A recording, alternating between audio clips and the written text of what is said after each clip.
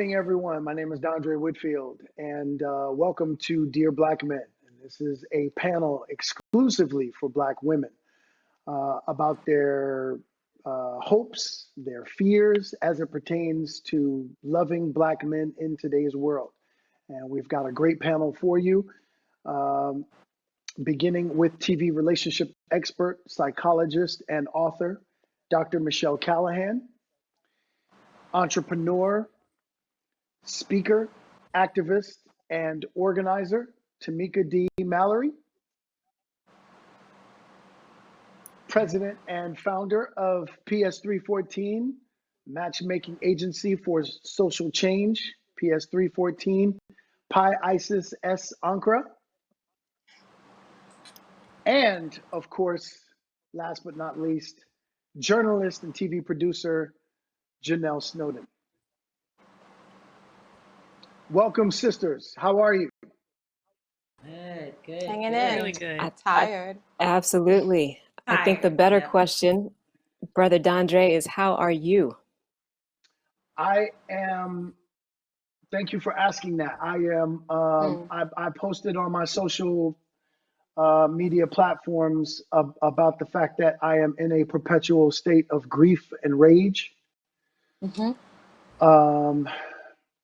It is really tough to watch any of our people, but this time in watching Brother Floyd, watching another brother die in that way was extremely painful because all I could see was every Black man that I know, including myself and my 11-year-old son.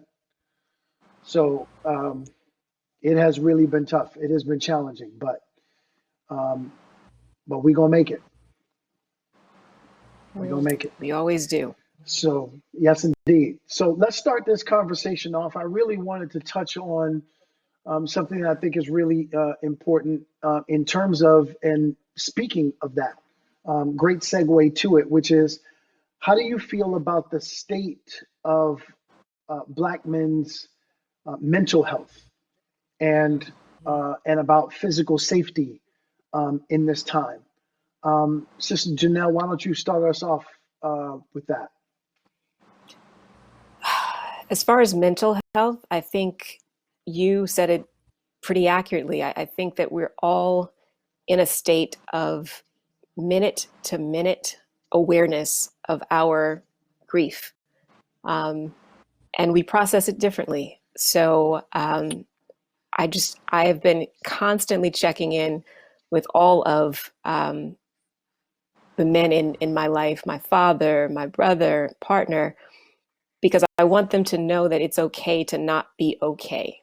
And I was really moved by a recent conversation I had with my brother, who is in his early 30s, entrepreneur, new father, very soft spoken, but powerful in his own way. And he said, I want to talk to Dad, but I don't even know what to say. And I think that that's a sentiment that many probably share, because we're all processing so much, and what we're feeling is truly generational trauma. This is not the first time we've been here. Certainly this time feels different, but I think that it's critical that we monitor each other, and not just in word, but in action. After you ask, maybe ask again, because we're known for saying, I'm good, but are you really? So I think follow-up questions and follow-up actions are key. Absolutely. Sister Pi-Isis, I want to follow up with you because this question is really going to be for all of you. What are your thoughts on that? I was just listening to, I've been going back to, because we've been here so many different times, I wanted to go back to conversations that our ancestors had, those generations before us. I was listening to James Baldwin and Nikki Giovanni talking about the impact of the Black family in times like this, when we are basically living through terrorism on our bodies, our spirit, and our dignity.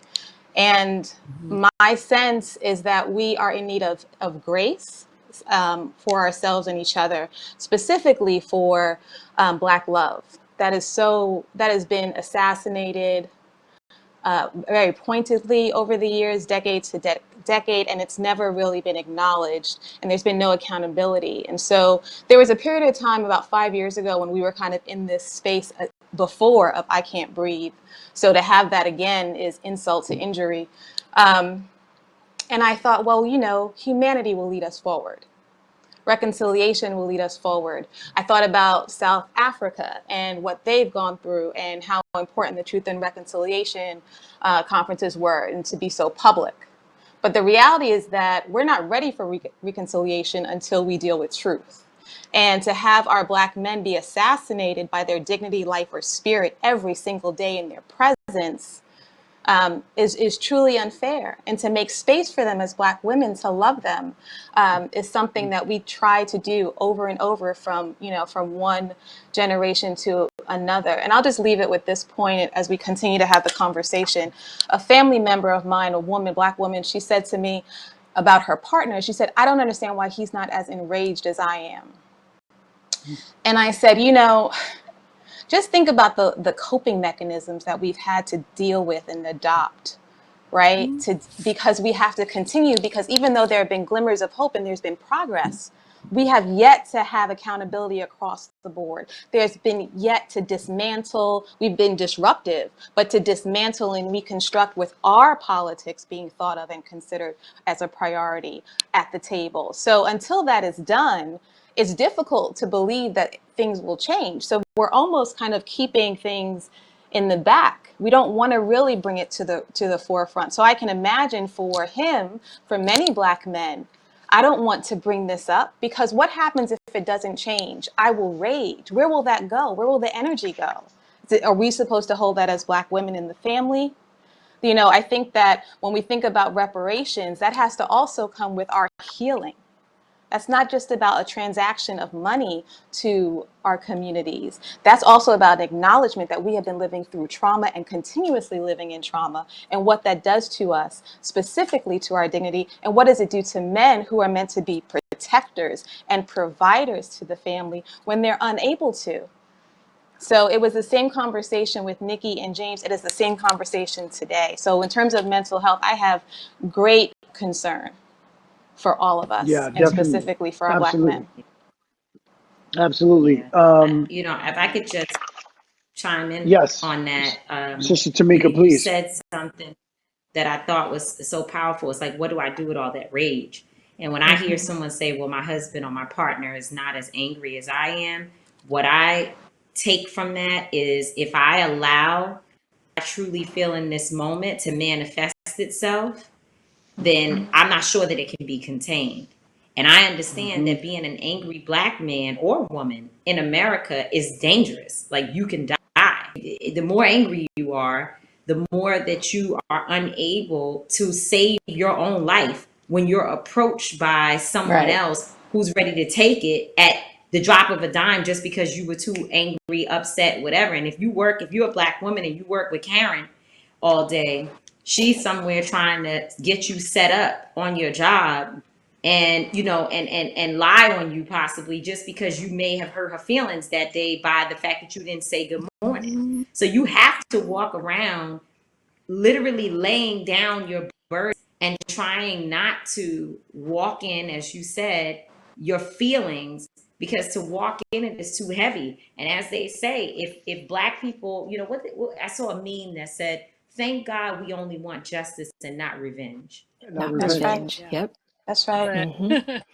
As a psychologist, what concerns me the most is that it's so obvious that there's no value being placed on Black men's lives, their physical, biological lives. So if people don't see them as human and they see them as disposable, then how will they ever get the kind of mental health treatment and care that they deserve? I saw a reporter this week crying on camera, and it was so touching to me because you very rarely see Black men cry, and you also very rarely see them cry on television. And he's used to being on TV, so he handled it like a pro. But I thought to myself, thank God, maybe someone watching this will look into his face and think for a second, oh my God, this guy is somebody's son, this guy is somebody's father, this guy is somebody's partner. There's so much stigma attached to mental health issues, it's often not even comfortable for anybody to speak up and say they need some of those things. And because Black men have carried so much weight on their shoulders across the centuries of wanting to stand tall and hold their families together, there's really no room and space for them to express how they feel and what's going on with them in terms of their mental health, but without a space, a safe space where they can finally take the mask off and be their true selves. How do we get them through these moments if they don't even have a moment to just be human and just feel what they're feeling and feel supported and loved by the people in their community? Some people are still just, they have to brace themselves, because you never know if you will walk out that door and you won't come back home to your family. Yeah. And I'm I sitting want to here tell you, laughing, thinking to myself, I was just laughing, thinking to myself, and when you get home, we're like, and so who is Susie and why was she liking pictures on your Instagram? Right. Right. well, The battles are let me tell inside you, and outside. yes, Right. Yes. as a Black man, I want to tell you that this is extremely powerful to have four sisters be able to say that they need to be able to see us, be in a space where we can be more human. I also said in a post of mine last week that we need to, as Black people, we need to begin to emotionally and mentally triage each other, to check in with each other. How are you doing? Hey, brother, when I go into into a store to grab something, every single time I see a Black person, sister, how you doing? My brother, how you doing? And I wait for a verbal response. Yes. Like, we Yes. gotta have an exchange. Like, that's how we begin to emotionally and mentally triage each other, just by being able to tap in, like check in. Right. Absolutely. So thank you for like acknowledging that, because our brothers do need to feel more of our humanity rather than feeling like we got to be, the mighty us all the time. I think it's so important that we as Black women check ourselves by not assuming what it is that our men need, but actually asking, how can I support you? What is it that you need? We talk a lot in general relationship terms about love languages and learning those of the ones that we love. And so I think this is very similar in that regard, in that we need to really pay attention to what people are telling us and not make assumptions about what we Yes. think they need. Yes. To your point where you talked about your mom and your dad and their sustained love over, decades. It's very similar to the sustained love that we need to have for each other in being able to So speak true. with each other. It's very seldom that we get a chance to have conversations like this where I got to tell you, and I'm gonna say this, and I want all of you to chime in on this. I, as a Black man, am so hurt by the fact that my sisters don't get a chance to be their feminine self Yes. often. We as Black men have to do a better job of being. I talk about this in my book.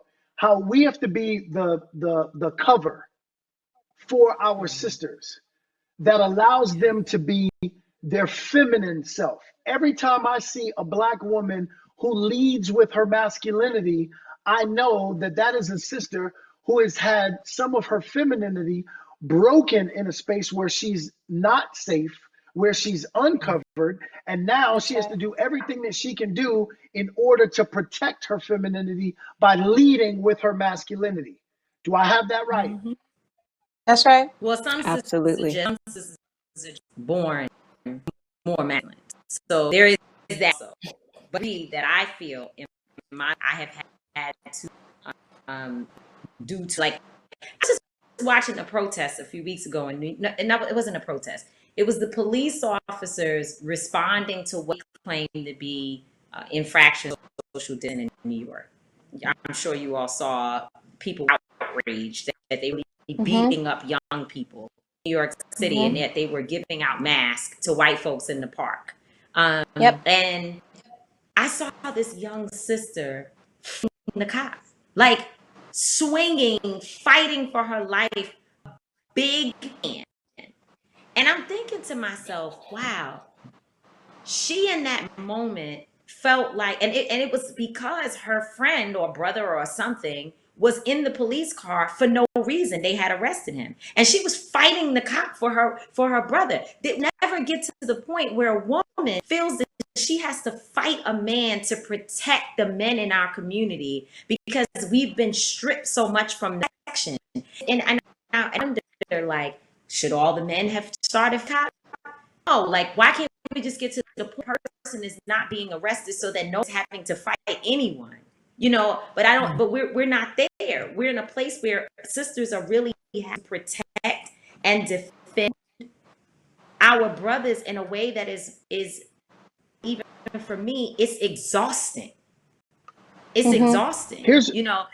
Understanding that we've never been, I'm sorry, just thing, Go ahead. Go ahead. understanding that our men have never even been taught how to express emotion.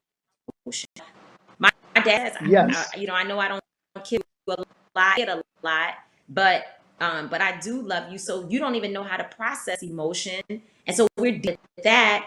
And then at the same time, to do what you said, Janelle, trying to figure out how to protect our brothers. It's a lot of pressure on us as women, and so yeah, we show up in the space, and you're right. We like, to hell with it. I'm the woman, the man. I'm everything today. Let's get this. Like, what needs to be done? But that role And has it's a been huge created for goal us, too. right? Because, just if you think about the fact that you have the school to prison pipeline, they're looking at these children's test scores to determine where the jail should be, and then they're sending them that way. They're categorizing the children into these various special education classes because of their behavior. We're also looking at the fact that too many of them are being jailed, too many of them are being killed. Not to mention, if you're in corporate America, the concessions you make about your dignity, your livelihood, or your life, right? And so then what does that mean in terms of the role, as to your point, Tamika, for Black women to have to take on? We have to be everything that a man has to be if they are no longer there. And I mean no longer there, whether in presence or spirit, to make up for that. Mm-hmm. And then Yeah. also be a woman. And I was listening to Tawana Burke talk recently. She was doing a podcast with Brene Brown. I was really interested in her work. And what she talked about was the fact that what she knew. She knew how to survive. She knew how to be strong. She knew how to lead. What she had to learn was how to be soft enough to be loved and to be taken care of, to cohabitate, because Wow. who's teaching us to partner? Right? When we have to be everything. And it's not as though we Yes. want to be everything. It is just that, again, from generation to generation. And quite frankly, it is an imprint on us. There's an imprint on Black women. There's an imprint on Black men, on white men, and white women from slavery. And we continue to act that way. That's how we show up, because, again, we haven't dealt with it and we haven't healed. So until we can heal, how can we bring the Black family together? Until we ask for accountability and dismantle every institution that's within our society and then reconstruct it, how can we possibly bring the Black families together? Because I believe that we need to have justice today. I believe we need to deal with the police, but then we have to deal with healthcare, and then we have to deal with education. I mean, there's so many different areas that directly relate to what's happening in our homes. You would be exhausted by all these things that you're trying to accomplish. Right. And then how Yeah. do you show up in a romantic way? How do you show up just in Right. terms of how you want to be responsible to your family? How does the woman know when it's okay and safe to lay down the burden so that she can be the softer side of herself? And what does it mean for men to walk around in fear that they'll be murdered, yet we need them to come home and take that off so that we can get back into that romantic space? And so maybe they're frustrated by this weird power dynamic that's being created, where both people are kind of fighting for the same space to be the head of their family or to be the head of their household, when really they're both struggling. They both want to be able to play whatever roles they agree to, and they're both kind of all over the place. And sometimes because of ego, it really gets in the way, because we're trying to connect, but if you're stepping on your partner's toes all the time and you don't have an understanding about who's going to do what, and one of the partners feels overwhelmed that they're doing what they feel like is more than their own fair share, that's how we start to slowly break apart and move away from each other. We're frustrated and it plays itself out in our relationships, but it's really from the outside coming in. And if we don't get a handle on it, it will take us down. And they've been trying. I mean, they've been trying for centuries to break us apart. They've done everything they can. We're still holding on. So I feel hopeful that we will get to it, but it's going to take a lot of work. And we have to be willing to be honest about what we see and where we both could be doing something very different to support each other. Absolutely. Speaking of needing to be honest, I overheard a conversation, this was a while back, between a Black and a white woman, and they were friends. The Black woman said, well, I was raised to be fierce. And the white woman didn't quite know how to respond, but eventually her response amounted to, I was raised to be feminine. Do you see that difference? Like, as Black women, we are raised to be strong. We are raised to be independent, to take care of ourselves and everyone else around us. I don't want to make a blanket statement, but I can say that from observing that conversation, having my own relationships with many non-Black women, there is definitely a difference in our upbringing because many non-Black women are raised to be taken care of. We are raised to be the caretakers. Right. I have to run, Go ahead. DeAndre. I have to go. I'm so sorry. I made another commitment and Thank I you, got to do sister. it. I'm sorry. I was just going to leave us with this one short thought, which is that one of the ways in which our brothers can show up for sisters in this moment is by supporting Briella, making sure that we don't allow her name to the wayside. Because it can happen and it happens all the time where a woman is murdered like a Tatiana Jefferson and so many others, and it doesn't take long before it's out of the news and we're focusing on the men, which we should be, but we also have to make sure that we continue to say Breonna Taylor's name. So thank y'all for having me. I'm sorry that I'm learning, loving everything happening here. Thank you, Sister Tamika. We know Thank you. you're out there fighting the fight, so we wouldn't want to keep you. Thank you. We love you. Yes. Well, to Sister's point, Tatiana Jefferson, Sandra Bland, and again, we can go on and on, unfortunately, because that list continues to grow. But picking up where we sort of left off, which is really important, I often say that I have a 15-year-old daughter.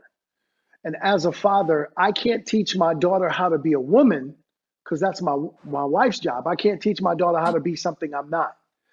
But my contribution is extremely important in the life of my daughter because I am my daughter's dress rehearsal in how to be in relationship with a man.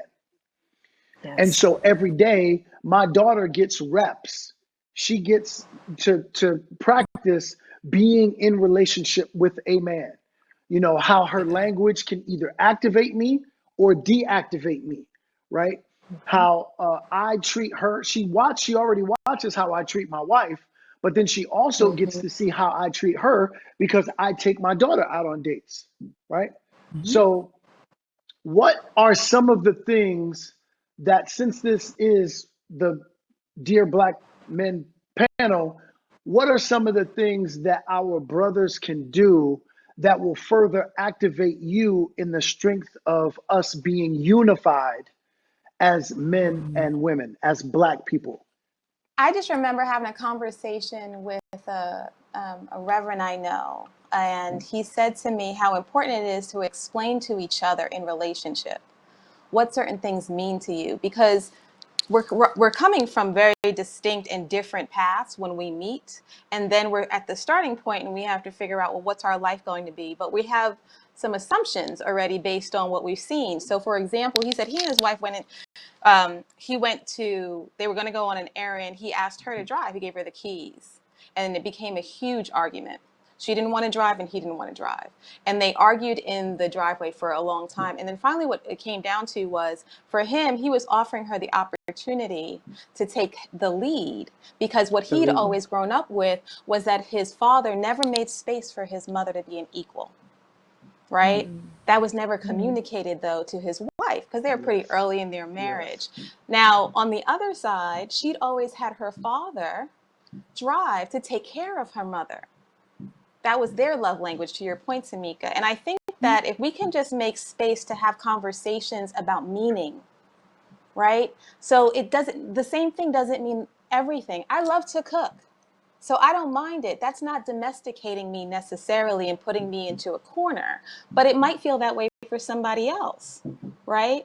I think depending on just having a comfort space for you to be able to explain yourself. And I guess that comes back to safety and trust and building that for each other so that you can really communicate, especially when things are tense and hard, you know, what we talked about before, when you're coming in with so much that you're carrying. Dr. Michelle? That's big.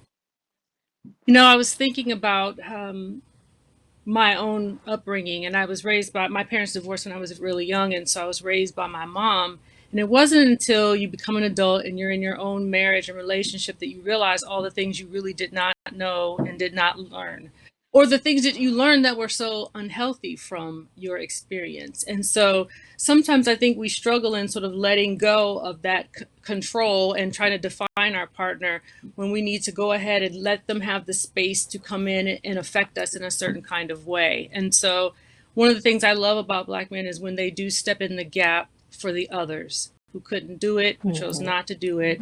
My uncle was my father figure, so he stepped into that space and helped me, helped my mom, helped really all the women in our family. But that comes from some place too, right? If you're coming from a more difficult, frustrating place, you may not have it to give. And so that becomes another one of the concerns about how well people are doing. They can only give you what they have, what their capacity is. You may be looking for, you may be a gallon and you're trying to pour yourself into a cup. And so we have to understand where each of us is coming from and hopefully be able to have those conversations about what we can do to bring each other along in the process. Love it. Sister Janelle? You know, I think we are raised to survive, and part of survival often mandates a fight. And when you're in constant fight mode, it is impossible to be but so feminine. Totally. And so to your question, I think that a lot of us feel guilty when we just sit still. We feel like I'm supposed to be doing something. I'm supposed to be somehow furthering my survival. But I think that we need to make space to just sit still and listen to one another, learn the love languages. And so if your partner's love language or your father's love language or your father figure or your brother's love language is communication, then make space to have those talks. If it's acts of service, make time to get together to do something and bond, just so that you allow yourself the space to breathe and not be in constant fight or survival mode. And I think that that will help in some, it has to. That's such a good point you made about the love language, because a lot of times we have these expectations based on what we see in everyone else's lives and world about how your partner should be treating you. And sometimes you have to understand, well, this is what they have to give.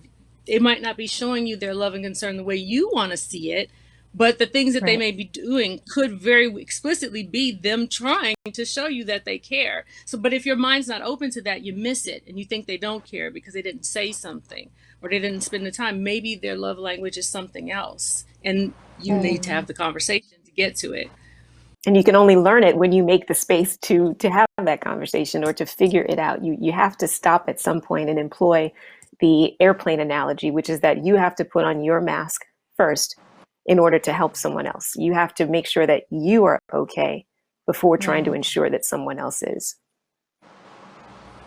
You know, this is, you know, even if you're not an expert in any specific area, what we're really talking about is we're talking about the root of relationship, right? Every great relationship is about how well each partner listens to each other, right? So oftentimes we're constantly dictating, well, here's what you should do. Or here's what you should do. You guys, we need to do that. And very seldom do we get into a space where, like now, we're sitting with each other and asking each other the questions and listening to what the other needs. I really feel like during this time, are there times, whether it's your brother, your father, an uncle, to Dr. Michelle's point, are there times now where, because of all of the hope, the fear, and what I was speaking about earlier, the grief and the rage, do you find yourself now mindfully sitting with the Black men in your life to listen to where they are? Sister Pi-Isis, how about you? Yeah, I've had over the last 2 weeks made space for a man I love to cry. And we didn't know that was going to come, but it needed to. And I think it's interesting because when we talk about what do we need, we've been, again, coping through so much trauma. I don't know how in touch we are with what we need, because I don't know how in touch we are with our true rage. I've gone through so many different emotions over the last 2 weeks alone, and rage keeps coming back, So in terms of just making space, I just try to give. I try to give of myself, or sometimes they just need the space, and I try to honor that as well. To your point, Janelle, just about being still, I also think having fun, because there's so much pain. And so maybe it's a game night, maybe it's just watching a really fun movie, maybe it's just cuddling up, or taking a walk through the park. I mean, there's not many places we can go but Target right now and the grocery store, but I'm in New York, so we haven't really opened anything. But, I think going for a bike ride, I found those to be healing, being in the sun, the simplicity. In a way, COVID introduced simplicity. And so in that simplicity, there is a lot that comes up, but we've been so quiet for so long that we can actually start to hear ourselves and each other. So for me, it's just been about just being in those moments and being present. Absolutely. I That's think not. to your, go ahead, Dr. Michelle. I was just going to say that's, I think, a lot of how I'm experiencing it too, because sometimes the men in your life, they aren't talking, and it wouldn't matter if you ask them to talk. They don't process it by talking to you as a woman, Yes. as their partner, whatever. Like, they're off wanting to handle it their way. And so what I've had to learn, especially during COVID, where kind of everybody is in each other's space, is to be comfortable with some silence. Or, as she said, maybe go and do something fun so you're not constantly talking about this. So you're not constantly, because we watch the news all day, every day. You think you're going to miss something. And new things keep coming up every day. So you think, well, how many times can we have this same conversation before we're all going to start to go a little bit crazy up in here? Yet you have to have it. So I think it ends up being like this dance where if there's an opening, you can kind of jump into it and take advantage of it. But if people are saying like, look, just give me some space. I like to talk. Other people sometimes don't. So I do think it gets back to being simpatico with your partner. Yeah, honestly, when I Sister said Janelle? sit still, it was because I was afraid to say have fun. And how crazy is that? I don't know that Yeah. other races Yeah. feel No, that. they don't. If we talk in this moment, right? If we talk in this moment about having fun amidst all the mania, all the madness, it just feels wrong. But that's what I meant when I said sit still. That looks different for everybody. I just meant don't be in constant go, go, go mode. I've got to build my career, Yes. build my website, build my social media following. Like, just be. And it's okay to just be, because, while this revolution is being televised, there are so many roles for all of us to play. Everyone is not going to be on the front lines like our sister Tamika Mallory. On this panel, the way I contextualize it, we have Tamika, who is out activating, if I can say such a thing, but being an activist, like on the front lines, trying to advance our causes. And then we have Pi-Isis, who in her work in philanthropy is helping to fund, that work and those causes. We have Dr. Michelle, who is helping us to treat the traumas that we are experiencing, whether on the front lines or behind. And, I'm just here so I won't get fined. No, I'm just playing. I am here to, to try to help us all contextualize everything. And so as far as how we're making space for the men in our lives, I referenced my brother earlier, and I'll reference him again. But I was overhearing a conversation that he put together for his company because they are a Black owned and operated digital advertising agency with huge clients like Color of Change, Google, Facebook. They're doing big business, and I'm very proud of them. But they recognize the need to make space for each other every week amidst all of this, to have a virtual liquorless happy hour, to make it just that, to make the focus on, whether talking about something happy or not so happy. And so in this particular conversation, I was moved to tears because I overheard one of his employees, a young father, who's normally got the biggest smile, a just infectious smile. I've never seen him show this type of emotion. He broke down in tears, and he said it's because he does not know what to say to his 5-year-old daughter. He doesn't know how to explain to her what's going on. He doesn't know how to explain to her what racism is and why her daddy is afraid if she's in the car with him and the police pull up. And so to hear him have that vulnerable moment and to see the support that was offered to him by my brother and his partners as they just made space for each other moved me to tears. I had to walk away because I didn't want to, I guess I fell into part of what we often feel, which is that we have to be strong for our men. And, it's a vicious cycle. They feel they have to be strong for us. We feel we have to be strong for them. Everybody's always so strong, strong, strong. And sometimes you just have to be. Right. This is really important. My a good brother friend of mine, Jason Wilson, wrote a powerful book called Cry Like a Man. And we often talk about how, even, in my book, just talking about being males and matriculating into manhood and what that looks like, and how important it is to allow ourselves the space to be able to cry. I call crying the emotional throw up of life, right? So if you ate something bad, your body would regurgitate that because there are toxins in whatever you ate. And so your body knows that in order for those toxins to pass out of you, the poisonous space of what you just ate to pass out of you, you have to regurgitate it. Well, emotionally speaking, when you feel like you have to cry, you're releasing toxins as you Right. cry. But so many of us prevent ourselves from crying. I want to talk about how important it is not only for us to make a space for our men to be able to cry safely. That's one of the reasons why, honestly, you all outlive us, because you may have the permission to cry and we don't. So I want to talk about how important it is for us to give our men permission to cry, and then also maybe cry with us, because to the point, we're experiencing so much trauma. We should make it safe for us to be able to cry together. Sister Pi-Isis, speak about that. I think that's interesting because I think sometimes it shows up at home because we're meant to be strong women.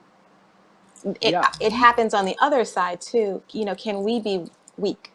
Can we show vulnerability? Can we cry? Is there space for that? So I think you're absolutely right. I'm so glad that you brought it up, because it's not uncommon that we would make space for the vulnerability for men who are not socialized. Men are not socialized to show that. But let's just say we move forward, and then to have that space for Black men, in turn, that's what we need too. We need to have safety to be that softness, and to be able to get to the softness, to your point, we have to purge through. So what is required to build the safety net within our home spaces so that we can get there? I think the other piece of it that I just thought a little bit about, I wanted to share with you all. I think that part of our mourning is because what we're dealing with in terms of trauma, we've been having so many concessions and dealing with the trauma from such a young age. We've seen this, right? I remember Rodney King. I remember Amadou Diallo. I mean, there are different points in your life when you can see what's happening. And so in a way, we're also healing the little people inside of us. And so I think it's important for us to be close to children and to really be with children, because they're still so innocent in some ways, and connect with their playfulness and their ability to dream and their ability to connect with crying as well, to release and express their emotions. I think that helps to pull out the little girl inside of me, the little boy inside of my love. You know, it just depends. But I think that that's also a really good strategy to consider. I want to make space for you, Dondre, because I think that first, the work that you're doing behind the camera is so important. I don't know how many people know, but Dondre is a counselor. He helps to counsel couples, and I think that the work that you're doing in your book, as you can see on his shirt, Male versus Man, is also so important. And so I'm not asking you to speak for all Black men, but I know that in your work as a counselor and in your research for your book, you have spoken to many. So I want to ask you, what do you need? What can we do for you? You know, I said earlier, I don't want to make assumptions. I really want to hear from you. Now you're trying to make me cry. I see what's happening here. I see what's going on here. Okay. That was a We device. welcome the tears. Okay. I see what you're trying to Making space. do. I can't tell you. It's so, this is such a powerful,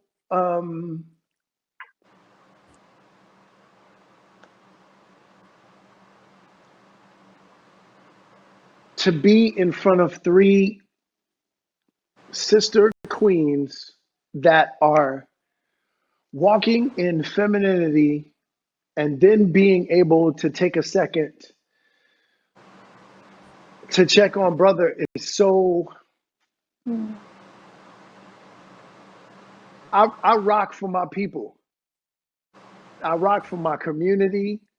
I obviously rock for my family, my wife, my children.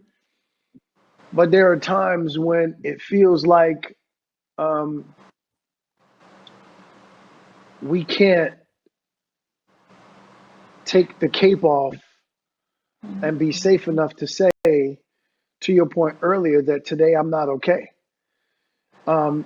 My birthday just recently passed, and we had a few couples here, and we were all talking about how we could better relate to one another. And I charged my brothers with the fact that we have to do a better job of communicating with our wives in telling them that today we're not okay. Because every single day I'm challenged with keeping the Incredible Hulk in the bottle because I'm in a rage over what's going on. And if my wife is asking me a simple question about, can you take the garbage out? What's the weather going to be like today? Can you make a phone call? She has no idea that David Banner's eyes are turning light and I'm about to turn green. And my job is to be able to communicate with the most important queen in my life, next to my my mother, which is to say, babe, today I'm in an emotional cocoon, and I'm going to need some gauze in the way of some hugs and some kisses. I'm going to be all right in a minute, but right now I'm not okay. And I'm going to need some protein in the way of some loving, soft language,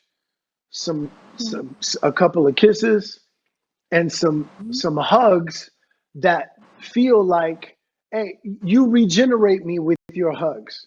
You regenerate me with your kisses, and you will deactivate me with warrior language, because I'm already a warrior. I got us covered.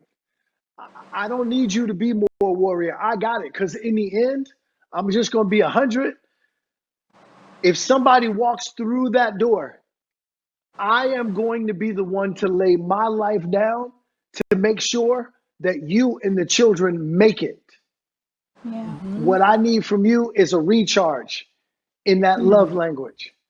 So this is a supremely powerful moment. So that's what I need from my sister, and I would dare say that many of our brothers are not vulnerable enough to say that that's what they need from you all as well. Yeah, they may not be able to use any words at all. It may be coming out Yeah. in those forms of frustration and pushing away, distancing, like, oh, she's asking too many questions, so let me go in another room. Let me turn on something to distract me. Let me try to get away while I get myself back together and come back. Again, you don't have to Yes. go away and get yourself together and come back. You can take your cape off right here.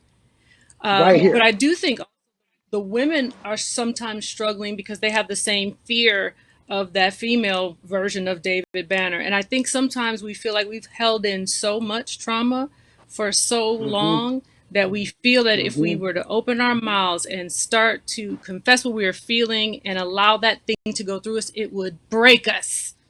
We feel like we would Yes. be on the ground, under the bed, balled up in the fetal position, like we would just lose it, completely lose it. Yes. And we can't be fearful of Yes. that because then you become stoic, then you're all frozen. We have to live through it. And one of the things I thought about when you were talking is that we can also support each other with the other members of our families and with our friends. So if you are in a difficult Yes. moment with your partner and you feel like you may not be having the kind of conversations you need to have, or may not be supported in a certain way. If you've got that trusted friend or that person in your family who can support you, that's not trying to say, girl, let me tell you. No, that's Right. just trying to help bring you to a safe space so that you and your family can continue on. That's a tremendous blessing too, right? Because sometimes it's too much pressure with just the two people in the couple. They need some time away from each other, right? And if you pick the Yes. right friends and family, those people will help feed you, will help bolster you, maybe hold you while you bawl and cry your eyes out in a way you wouldn't want to burden your partner with. So Yeah. it's an opportunity there as Well, well. you know what? I first of all, I said when we started this conversation that we were not going to have enough time to have it. I feel like there needs to be a part two, part three to this conversation. Yes, indeed. The exact same panel. I can't tell you sisters how much this conversation means to me as a black man. And I want you to know we are here to cover you. We are going to help make it safe for you, even through us not feeling safe. We got to make sure that you all are safe. And the way we get safety in you is knowing that we don't get judged when we don't feel as strong as we sometimes could be. So, my sisters, Sister Pi-Isis, Dr. Michelle, Sister Janelle, oh my gosh, immediately part two. Let's Immediately do it. part I'm two. in. I'm in. Me too. Let's Thank do you it. all Thank for you. I being just with us. give you We a will be back for collective part hug. two. Yes. Yes. Virtual hugs. Virtual hugs. Thank Yes, you. virtual Yes. hug. Thank you, ladies. Thank you. Thank Thank you Thank all. you.